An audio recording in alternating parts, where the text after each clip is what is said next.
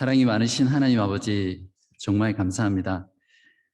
지난 한 해 동안 저희들을 언제나 말씀으로 찾아오시고 그 말씀 가운데 하나님을 밝혀 보여주시고 그 말씀으로 우리들을 먹이시며 채우시며 또 보존하여 주신 하나님께 감사합니다.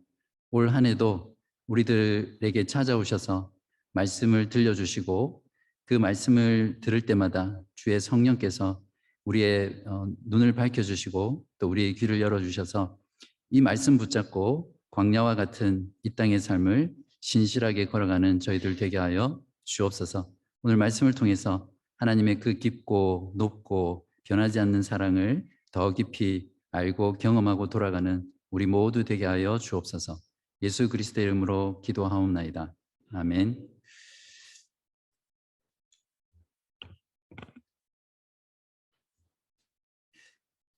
네, 오늘은 고난에 대해서 좀 이야기하려고 합니다.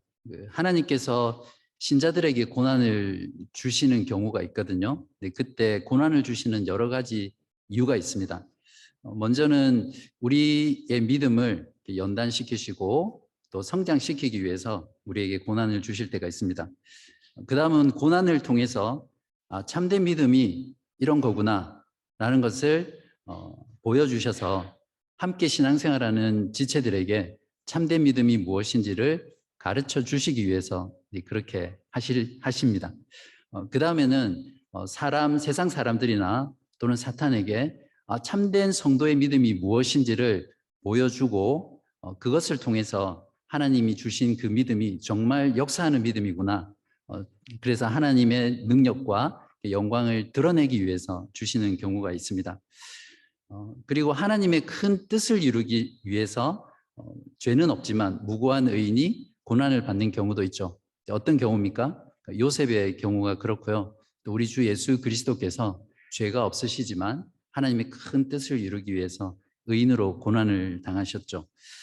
마지막으로 이 고난의 이유를 가지고 오늘 여러분과 좀 말씀을 나누려고 하는데, 하나님께 불순종하고 하나님을 떠나서 죄 가운데 사는 하나님의 자녀들을 다시 회개하고 돌아오게 하기 위해서 어떤 징계의 수단으로 주시는 고난입니다. 이것이 오늘 본문에서 제가 여러분하고 다루고자 하는 고난의 이유이고요. 특별히 이 마지막 고난의 이유를 다룰 때 우리가 정말 조심해야 될 게 무엇이냐면, 신자가 받는 모든 고난은 그 신자가 하나님께 불순종했고 또 하나님께 죄를 범했기 때문에 어떤 형벌이나 또 징계로서 무조건 받는 것은 절대 아니라는 것을 우리가 꼭 명심해야 됩니다. 모든 고난을 죄와 연결지어서 하는 사고방식은 그 사람에게도 깊은 상처를 줄 뿐만 아니라 우리가 정말 조심해서 해야 되는 그런 생각입니다. 자, 이걸 꼭 염두에 두시고 오늘 말씀을 들어주시면 감사하겠습니다. 시편은 총 5권으로 되어 있습니다. 모세오경처럼 1권부터 5권으로 이렇게 편집되어 있는 책이죠. 그 중에 시편 107편은 제5권이 시작되는 제일 첫 번째 시편입니다. 이스라엘 백성들을 바벨론의 포로 생활에서 다시 구원하시고 돌아오게 하신 그 하나님을 찬양하고 그 하나님의 인자하심을 노래하라라고 이렇게 찬양 가운데로 초대하는 그런 시편이고요. 이스라엘 백성들이 돌아온 유대 땅에서 예배할 때마다 이 찬송을 함께 불렀던 그런 내용입니다. 이 시편을 보시면 시작도 끝도 전부 다 하나님의 인자하심에 대해서 말하고 있고요. 6개의 연으로 나눌 수 있는데 그 중에 중간에 있는 4개의 연이 모두 동일한 어구로 되어 있습니다. 8절, 15절, 21절, 31절에 보시면 여호와의 인자하심과 인생에게 행하신 기적으로 말미암아 그를 찬송할지로다, 이렇게 후렴을 반복하고 있죠. 여호와의 인자하심으로 인해서 하나님을 찬송하는 것이 오늘 이 시편의 중심 주제라는 것을 쉽게 알 수 있습니다. 그렇기 때문에 하나님을 찬송하는 이유가 되는 이 인자하심이 과연 무엇인지를 아는 것이 오늘 본문 말씀을 이해하는 핵심적인 키입니다. 자, 먼저 인자하심이라는 이 단어가 어떤 뜻인지를 오늘 이 시간을 통해서 완전 정복하고 돌아가면 좋겠습니다. 구약 성경이 쓰여진 히브리어로 헤세드라는 이 단어를 번역한 게 인자입니다. 근데 이 헤세드라는 단어는 그 히브리어에서 어떤 하나의 단어로 다른 나라 말로 번역하기가 참 어렵습니다. 왜냐하면 이 단어 하나에 굉장히 많은 의미가 함축되어 있거든요. 그래서 한글 성경에서 인자하다 또는 인자라고 번역한 이 헤세드는 그 원어의 의미를 충분히 전달하기는 좀 부족합니다. 그러니까 어질 인자 자비자자를 써서 어질고 자비롭다 이제 이런 건데 좀 충분하지 않죠. 헤세드라는 이 단어의 어떤 원어적인 의미는 언약적인 관계에서 서로 사랑하는 그 사랑을 말하거든요. 그래서 그 사랑이라는 것은 어떤 마음의 어떤 감정적인 것뿐만 아니라 언약 관계 속에서 서로가 그 상대방에게 해야 될 의무, 책임, 이것에 변하지 않고 충실하는 그 사랑이 바로 이 헤세드라는 사랑입니다. 그래서 그 영어권에서 번역한 steadfast love, 그러니까 변함없는 사랑, unfailing love, 실패하지 않는 사랑, faithful love, 신실한 사랑, 이 단어가 오히려 그 원어에 더 가까운 인자하다, 헤세드라는 단어를 잘 반영해 주고 있습니다. 하나님의 헤세드라는 이 부분을 현실의 삶에서 가장 가까이 볼 수 있는 건 자식에 대한 부모의 사랑이죠. 부모와 자식이라는 그 혈연 관계 속에서 부모가 자식에게 하는 사랑이죠. 그 부모의 사랑은 무조건적이고 자기 희생적이고 또 다함이 없는 그런 변하지 않는 사랑이죠. 물론 인간의 죄성 때문에 그렇지 않은 부모도 물론 있습니다. 부모는 자식이 자신을 버리고 불순종하고 떠나가더라도 자신을 버린 그 아들을 바라보며 눈물 흘리며 그 아들이 돌아오기를 기다리는 그런 끝까지 변하지 않는 사랑이죠. 그래서 이 지상 가운데는 그 부모의 사랑이 이 하나님의 우리를 향한 그 헤세드의 사랑을 그래도 가장 가깝게 보여주는 사랑이라고 할 수 있습니다. 자, 그러면 이제부터 본문이 보여주는 이 하나님의 헤세드가 과연 어떤 건지를 함께 살펴보겠습니다. 자, 지금부터는 인자하심이라는 단어 대신 제가 헤세드라는 말로 바꾸어서 그렇게 말씀을 전하겠습니다. 먼저 하나님의 헤세드는 자기 백성을 고난 가운데 던져 넣으시고 그 고난 가운데서 고통받게 하시는 겁니다. 좀 이상하죠? 사랑하는데 어떻게 자기 자녀를 또 자기 백성을 고난 가운데 밀어 넣어서 고통받게 하실 수 있습니까? 그건 분명히 진정한 사랑이라고 할 수 없겠죠. 자, 그러나 이것이 왜 하나님의 헤세드인지는 지금부터 하나씩 살펴보고 또 먼저 고난당하는 이유가 무엇인지부터 살펴보면서 알아갔으면 좋겠습니다. 11절을 한번 보십시오. 하나님의 말씀을 거역하며 지존자의 뜻을 멸시함이라. 자, 여기서 하나님의 말씀을 거역한다는 것은 즉 하나님 자신을 거역한다는 것과 동일합니다. 지존자의 뜻을 멸시한다는 것은 지극히 높은 존재인 그 하나님을 밑으로 내려다보고 무시한다는 그런 뜻이죠. 하나님의 백성인 이스라엘 백성들이 어떻게 하나님께 이럴 수 있습니까? 사실 우리들도 우리 자신의 마음과 또 우리들의 삶을 돌아보면 늘 하나님의 말씀을 거역하고 살아가지 않습니까? 말씀을 가볍게 여기고 말씀에 순종하지 않고 말씀을 그냥 무시하면서 사는 그 자체는 그 하나님의 말씀이 아니라 우리에게 그 말씀을 주신 하나님 자신을 거역하고 불순종하고 멸시하는 행위와 마찬가지이기 때문입니다.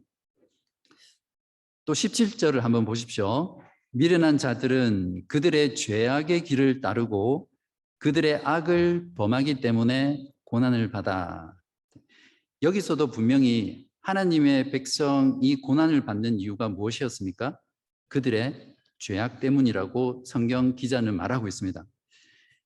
하나님의 말씀에 불순종하고 또 죄악 가운데서 회개하지 않기 때문에 하나님이 어떤 목적을 위해서 그들을 고난 가운데 던지시고 고통받게 하시는 것입니다. 이제 시편 기자는 하나님께 그들이 받는 그 고통을 네 가지로 나누어서 사연으로 구성해서 제시하고 있거든요. 첫 번째는 광야의 고통입니다. 4절과 5절을 보시면 그들이 광야 사막길에서 방황하며 거주할 성읍을 찾지 못하고 줄이고 목이 말라 그들의 영혼이 그들 안에서 피곤하였도다. 성전과 예루살렘과 나라를 빼앗기고 먼 타국인 바벨론에 끌려가 포로 생활을 하는 그 이스라엘의 그 고통을 어떤 광야의 고통으로 표현하고 있습니다. 하나님을 떠나 사는 그 인생 자체가 사실은 광야와 같은 삶이죠. 얼핏 보기에는 내가 원하는 대로 내가 하고 싶은 것을 하기 때문에 그 세상에서 살아가는 것이 즐겁고 재미있는 것처럼 보입니다. 하지만 하나님이 우리 안에 주신 그 영혼에 하나님만이 자리 잡을 수 있는 그것 때문에 우리가 세상에서 아무리 부귀영화를 누려도 우리의 배는 늘 영혼의 목마름 가운데 만족하지 못하면서 하나님을 갈망하게 되어 있습니다. 우리가 그렇게 세상 가운데 계속 살아가게 되면 영혼의 목마름은 점점 더 커져가고 그 목마름 때문에 우리의 영혼이 지쳐서 무기력한 상태로 빠져들게 됩니다. 혹시 여러분의 삶이 이러한 영적인 목마름과 또 영적인 무기력함 가운데 혹시 지금 살아가고 계시다면 여러분의 마음과 또 여러분의 삶을 다시 하나님께로 향하고 하나님께 나아가는 그런 여러분 되시면 좋겠습니다. 두 번째는 갇힌 자의 고통입니다. 10절에서 사람이 흑암과 사망의 그늘에 앉으며 곤고와 쇠사슬에 매임은 포로된 삶은 갇힌 삶이죠. 시인은 여기서 바벨론의 포로가 되어 감옥에 갇힌 그 자들의 삶이 얼마나 고통스러운지를 흑암과 사망의 그늘에 앉아 있는 것으로 표현합니다. 마찬가지로 하나님을 불순종하고 세상의 포로가 되어 사는 인생은 육신은 자유롭습니다. 그러나 그 영혼은 세상에 끌려다니면서 세상이라는 감옥 속에 갇혀 살아가는 그런 인생이 됩니다. 내 마음대로 살아가는 것 같지만 하나님께서 붙드시고 있기 때문에 그 삶은 결코 자유로운 삶이 아닙니다. 세상의 번영과 안정과 쾌락이라는 그 쇠사슬에 매여서 곤고하고 피곤하게 살아갈 수밖에 없는 삶이 세상의 포로가 되어서 갇힌 자의 삶이죠. 세 번째는 질병의 고통입니다. 18절을 보시면 그들은 그들의 모든 음식물을 싫어하게 되어 사망의 문에 이르렀도다.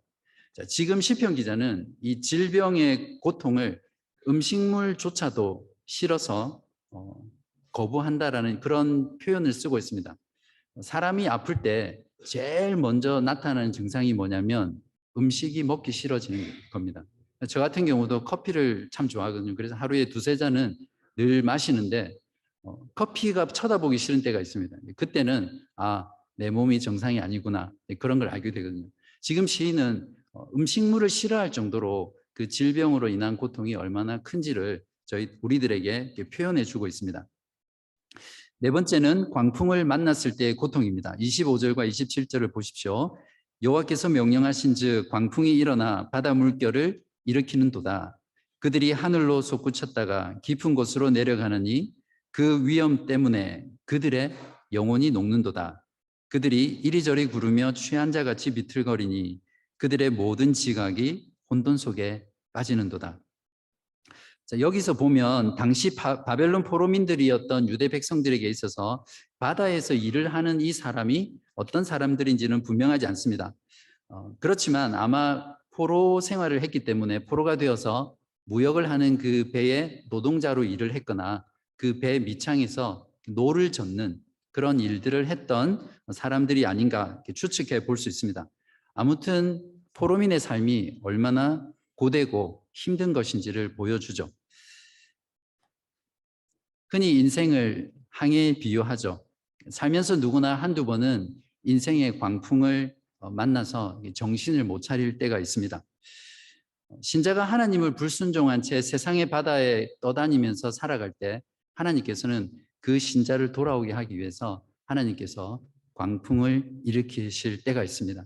그때 우리는 그 하나님이 일으킨 그 광풍을 통해서 하나님의 음성을 주의 깊게 들어야 할 것입니다. 자, 그렇다면 하나님께서 자기 백성들을 이런 고난 가운데 집어넣으셔서 던지신 이유가 무엇일까요? 그저 하나님께 불순종하고 잘못했으니까 너는 벌을 받아야 돼. 그렇게 하고 그 벌로 그냥 무너뜨리기 위해서 하신 겁니까? 오늘 본문을 통해서 하나님께서 고난을 주신 목적을 알면 왜 하나님께서 고난 가운데 집어 넣으셨는지, 그것이 왜 하나님의 헤세드가 되는지 우리는 잘 알 수 있습니다. 12절을 보시면 고통을 주시는 분명한 목적이 나옵니다. 그러므로 그가 고통을 주어, 분명히 하나님께서 고통의 주체죠. 그들의 마음을 겸손하게 하셨으니, 하나님께서는 우리를 낮추시고 겸손하게 하셔서 다시 하나님께 회개하고 돌아오게 하기 위해서 고난 가운데 우리들을 빠뜨리시는 겁니다. 왜냐하면 바로 그 낮아지고 겸손한 그 마음에서 진정한 회개가 터져 나올 수 있거든요. 하나님은 우리의 마음을 회개할 수 있는 그 심령으로 만드신 다음에 그 심령에서 회개를 끌어내시는 분이십니다. 하나님의 말씀을 거역하고 무시하는 이유는 다른 것 없습니다. 바로 교만 때문입니다. 하나님 없이도 나는 잘 살 수 있어. 지금 내가 이만큼 이룬 건 하나님의 힘이 아니라 내 힘과 내 능력과 내 지혜와 내 스펙으로 이룬 것이다. 이런 마음으로 살아가는 것입니다. 그런 사람들에게는 하나님의 말씀이 안중에도 없죠. 교만한 사람의 마음은 웬만해서는 스스로 절대 낮아지지 않습니다. 하나님께서는 고난의 고통을 통해서 꼿꼿이 든 그 고개를 떨어뜨리시고요, 굳은 허리를 꺾으셔서 하나님 앞에 납작 엎드리게 하십니다. 낮아지고 겸손해진 그 마음이 되어야 비로소 참된 회개가 일어나기 때문입니다. 참된 회개가 무엇인지를 잘 보여주는 누가복음의 돌아온 탕자, 돌탕 이야기 아시죠? 그를 아버지의 품으로 다시 돌아오게 한 결정적인 원인은 무엇이었냐면, 그가 모든 재산을 탕진하고 돼지를 치면서 돼지가 먹는 그 주염 열매, 돼지가 먹는 그 음식조차도 주는 사람이 없어서 구걸해야 하는 그 인생의 가장 처참하고 비참한 그 상태 때문에 그가 하나님께, 아버지께 돌아왔거든요. 그가 바닥을 경험했기 때문에 그의 마음은 낮아지고 또 겸손해졌습니다. 아버지의 집에 이제는 아들이 아니라 종으로 살아도 좋습니다 라는 그 겸손한 마음, 그 낮아진 마음으로 아버지 품으로 달려갔었거든요. 하나님을 불순종하며 살아가는 우리들의 삶에 하나님께서 고난을 주셔서 고통을 받게 하시는 목적은 하나님 앞에 교만해져 있는 우리의 마음을 낮추시고 또 겸손하게 하셔서 하나님께 회개하고 하나님께 돌아오게 하시기 위해서입니다. 또한 두 번째로 하나님께서 자기 백성에게 고난을 주시는 이유는 하나님을 떠나 있는 그 하나님의 자녀들로 하여금 하나님께 부르짖게 하셔서 그 부르짖음을 들으시고 구원하시기 위해서입니다. 고난으로 낮아지고 겸손해진 마음은 자연스럽게 하나님께 회개와 또 구원을 갈망하면서 부르짖게 되어 있습니다. 바벨론의 70년간의 그 고통스러운 포로 생활을 했던 유다 백성들이 바로 그 고통 속에서 늘 예루살렘 성전을 향해서 부르짖었던 그 부르짖음, 그 기도가 바로 이것이었습니다. 약간의 미묘한 차이는 있지만 6절, 13절, 19절, 28절을 보시면 이에 그들이 근심 중에 그 환난 중에 그 고통 때문에 여호와께 부르짖음에 그가 그들의 고통에서 건지시고, 이렇게 동일한 표현이 반복해서 나옵니다. 그리고 하나님께서는 그 다음에 구원의 행동을 하시죠. 시편 106편 47절에서 시인은 바로 한 장 앞에 있는 시편인데요, 비슷한 내용입니다. 바벨론의 포로 생활의 그 고통 가운데서 하나님께 이렇게 부르짖었습니다. 여호와 우리 하나님이여, 우리를 구원하사 여러 나라로부터 모으시고 우리가 주의 거룩하신 이름을 감사하며 주의 영예를 찬양하게 하소서. 유명한 소설가이자 학자인 C.S. 루이스는 그의 책 인간의 고통이라는 곳에서 이렇게 말했습니다. 고통은 고집스럽게 우리의 주목을 요구합니다. 하나님은 쾌락 속에서 우리에게 속삭이시고 양심 속에서 말씀하시며 고통 속에서 소리치십니다. 고통은 귀먹은 세상을 불러 깨우는 하나님의 메가폰입니다. 하나님을 떠나 불순종 가운데 자기 뜻대로 살아가는 하나님의 자녀를 하나님께서는 고난 가운데 던지셔서 고통받게 하시고요. 그 가운데 부르짖게 하십니다. 그렇게 하는 것은 하나님께서 우리들에게 들려주시는 하나님의 메가폰이기 때문입니다. 영적으로 귀먹은 하나님의 자녀를 깨우는 이 하나님의 메가폰인 이 고난의 고통을 우리가 당할 때마다 우리는 참된 회개를 하면서 하나님 품으로 돌아가야 하고, 바로 그렇게 하시는 그 하나님의 사랑이 언약적인 사랑, 변하지 않는 사랑, 실패하지 않는 사랑, 신실한 사랑인 하나님의 헤세드입니다. 자, 이처럼 하나님의 헤세드는 변장된 고난으로 우리에게 나타나 우리를 낮추고요, 겸손한 마음이 되게 하셔서 부르짖게 하고 그것을 통해서 구원으로 이끄는 하나님의 사랑입니다. 고통 중에 부르짖는 자들을 하나님께서는 이제 어떻게 구원해 주셨습니까? 하나님께서는 고통에서 건지시고 또 그들을 구원해 주신 그 구원의 행동이 너무나 놀랍습니다. 광야에서 고통하는 자들에게는 9절에서 그가 사모하는 영혼에게 만족을 주시고 줄인 영혼에게 좋은 것으로 영혼을 채워주셨습니다 라고 말하고 있습니다. 감옥에 갇혀서 고통하는 자들에게는 14절에서 흑암과 사망의 그늘에서 인도하여 내시고 그들의 얽어맨 줄을 끊으셨습니다. 자유롭게 하셨다는 거죠. 다음으로 질병으로 고통하는 자들에게는 20절에서 그가 그의 말씀을 보내어 그들을 고치시고, 말씀으로 고치신다는 이 말씀에 주목해 보시기 바랍니다. 위험한 지경에서 건지셨습니다. 광풍을 만나 고통받는 자들에게는 30절에서 그들이 평온함으로 말미암아 기뻐하는 중에 여호와께서 그들이 바라는 항구로 인도하셨도다. 우리가 하나님께 나아가서 회개하고 하나님께 돌아가서 부르짖을 때 하나님께서는 이렇게 놀라운 구원을 우리들의 삶 가운데 베푸실 줄 믿습니다. 자, 여기 부르짖음과 또 하나님의 구원 사이에 한 가지가 숨겨져 있습니다. 무엇입니까? 하나님의 용서입니다. 하나님은 우리들을, 죄 가운데 있는 우리들을 고난 가운데 던져 넣으시기 전에 이미 용서하셨습니다. 고통 중에 회개하며 부르짖으며 하나님께 구원을 갈망하며 나아올 그때 이미 했던 그 용서를 실행하신 것이죠. 하나님의 헤세드는 이처럼 값없이 받아주시는 하나님의 용서가 언제나 전제되어 있습니다. 그렇기 때문에 우리가 언제나 하나님께로만 돌아오면 하나님께서는 우리를 변하지 않는 사랑, 변하지 않는 용서로 우리를 끌어안아 주시죠. 우리가 아무리 자주, 아무리 멀리 하나님을 불순종하며 하나님을 떠나 살았어도 하나님은 우리를 받아주시고 용서하십니다. 그 이유는 바로 예수 그리스도의 십자가의 사랑 때문입니다. 예수 그리스도 그분은 우리의 죄로 인해서 우리가 받아야 될 모든 고통, 그 죽음의 고난, 그 모든 것들을 대신 당하시고 십자가 위에서 하나님 아버지께 부르짖으셨습니다. 엘리 엘리 나마 사박다니, 나의 하나님 어찌하여 나를 버리셨나이까. 이렇게 부르짖으셨습니다.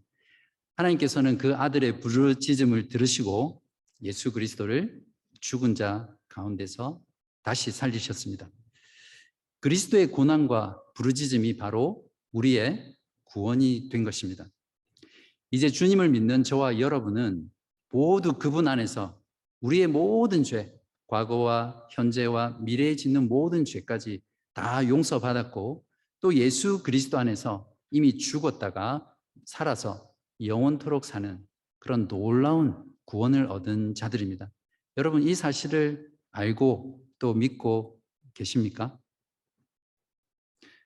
그러므로 그리스도의 십자가는 우리를 향한 하나님의 변함없는 사랑, 실패하지 않는 사랑, 신실하신 사랑, 바로 하나님의 그 헤세드가 가장 충만하게 나타난 하나님의 헤세드의 클라이막스이면서 또 완성입니다. 그렇기 때문에 우리는 그리스도의 십자가를 바라볼 때 진정으로 하나님의 헤세드가 무엇인지 정말 바르게 알 수 있고 그 하나님의 헤세드로 인해서 하나님을 찬양할 수 있습니다. 그렇기 때문에 여러분 그리스도의 십자가를 날마다 바라보시길 간절히 기도합니다. 하나님의 백성들인 우리들의 인생은 하나님을 사랑하고 그분의 말씀에 순종하며 그분을 의지하는 그것에 따라서 우리의 인생이 올라가기도 하고 낮아지기도 합니다. 시편 기자는 마지막 부분에서 높아진 인생을 낮추시기도 하고 또 낮아진 인생을 높아지게도 하시는 반전의 반전을 거듭하시는 그 하나님의 일하심이 하나님의 헤세드다라고 말하면서 그 하나님의 인자하심, 그 헤세드를 깨달아 알아라 그렇게 우리들에게 촉구하고 있습니다. 너무 귀한 말씀이기 때문에 제가 몇 구절만 뽑아서 읽어보겠습니다. 33절에서 35절입니다. 여호와께서는 강이 변하여 광야가 되게 하시며 샘이 변하여 마른 땅이 되게 하시며 그 주민의 악으로 말미암아 옥토가 변하여 염전이 되게 하시며 높아진 자를 낮추시는 거죠. 40절에서 41절입니다. 여호와께서 고관들에게는 능욕을 쏟아 부으시고 길 없는 황야에서 유리하게 하시나 궁핍한 자는 그의 고통으로부터 건져주시고 그의 가족을 양떼같이 지켜주시나니. 또 35절은 제가 빠뜨렸는데 광야가 변하여 못이 되게 하시며 마른 땅이 변하여 샘물이 되게 하시고 즉 낮아진 자를 높아지게 하시는 반전의 마스터이신 하나님을 우리에게 보여주고 있습니다. 그리고 마지막 43절에서 지혜 있는 자들은 이러한 일들을 지켜보고 여호와의 인자하심을 깨달으리로다. 여기서 이러한 일들이란 마지막 부분에 이 반전의 반전을 거듭하시는 하나님의 모습과 함께 시편 전체에서 보여주는 그 하나님의 구원의 행동, 하나님의 일하심을 말하고 있습니다. 지금 여러분이 혹시 인생의 바닥에 있다고 느끼신다면 아니면 지금 여러분이 나는 지금 나의 인생의 최고점에 있다 이렇게 느끼신다면 오늘 이 말씀을 잘 귀 기울이시기 바랍니다. 우리의 모든 것이 하나님의 손안에 붙잡혀 있습니다. 반전의 마스터이신 하나님의 헤세드가 결국 저와 여러분을 최종 구원으로 반드시 이끄실 것입니다. 이 사실을 꼭 믿으시기 바랍니다. 그리고 바로 이 찬양의 이유가 되는 하나님의 헤세드를 우리가 다 같이 찬양할 수 있어야 하겠습니다. 오늘은 하나님을 찬송해야 될 이유인 하나님의 헤세드가 무엇인지를 함께 살펴보았습니다. 우리가 하나님께 불순종하고 하나님을 떠나 세상의 포로가 되어 살 때 하나님의 헤세드는 변장된 고난으로 우리에게 나타나서 우리에게 고난을 주시고 또 고통을 받게 하시지만 그 가운데 하나님께 부르짖게 하셔서 우리를 구원하는 하나님의 크신 사랑입니다.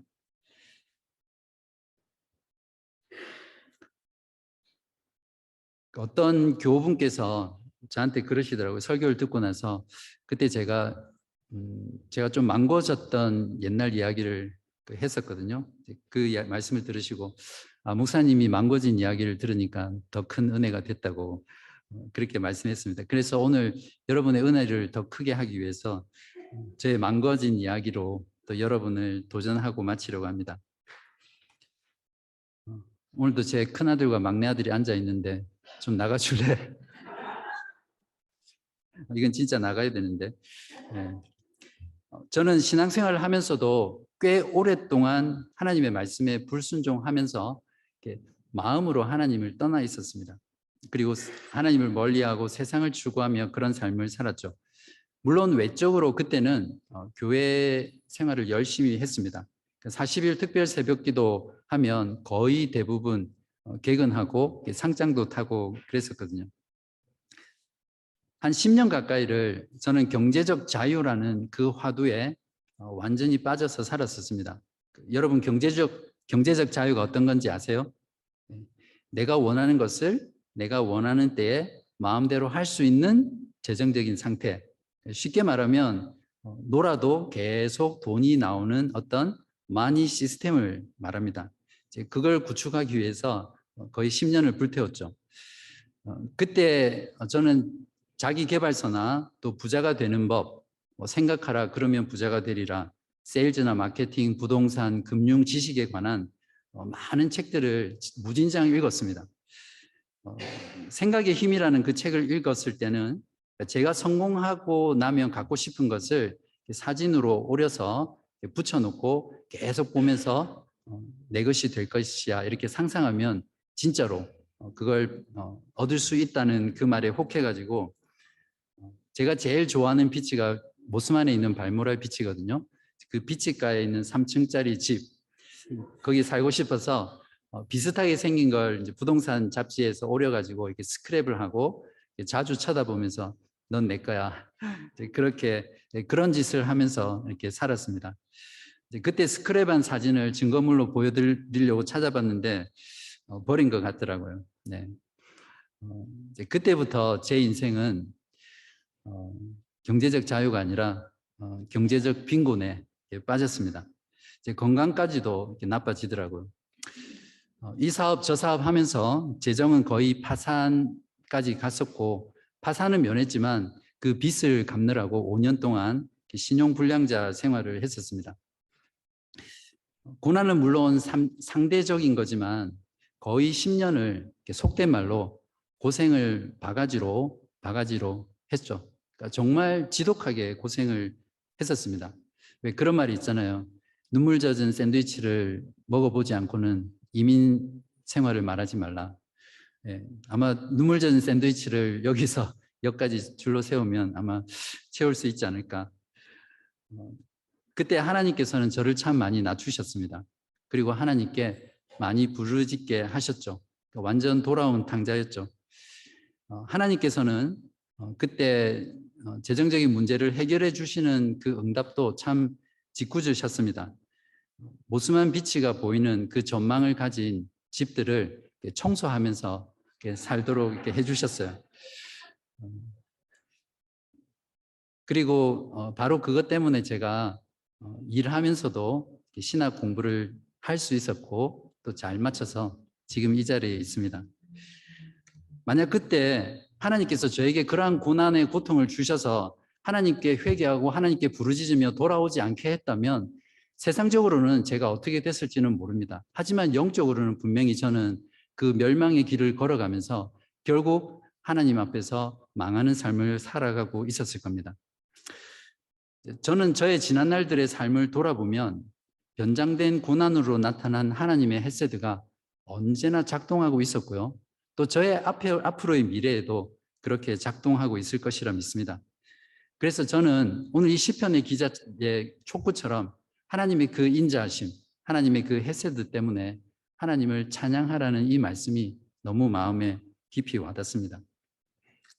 사랑하는 교우 여러분, 저의 삶과 마찬가지로 여러분의 삶에도 분명히 하나님의 헤세드는 어제나 오늘이나 내일 작동하고 있었고 작동하고 있으며 또 작동하고 있을 것입니다.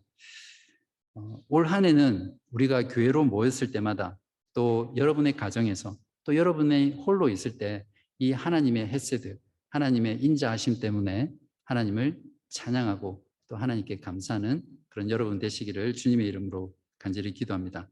기도하시겠습니다.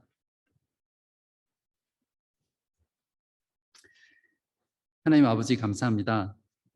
하나님을 불순종하며 하나님을 떠나 세상의 포로가 되어 살아가는 저희들을 그냥 내버려 두지 않으시고 하나님의 변함없으시며 실패하지 않으시며 신실한 사랑으로 우리를 구원해 주심에 감사드립니다. 하나님의 헤세드가 우리의 죄된 삶에 변장된 고난으로 찾아올 때 주님의 음성에 귀 기울이는 지혜로운 자가 되게 하시고 마음을 낮추고 겸손하게 하셔서 주님께 회개하며 구원을 부르짖는 저희들 되게 하시옵소서. 우리를 부하게도 하시고 가난하게도 하시고 높이기도 하시고 낮추기도 하시며 기쁘게도 하시고 슬프게도 하시면서 우리를 영원한 구원으로 이끄시는 헤세드의 하나님을 늘 언제나 찬양하며 살아가는 저희 모두 되게 하여 주시기를 예수 그리스도의 이름으로 간절히 기도합니다. 아멘.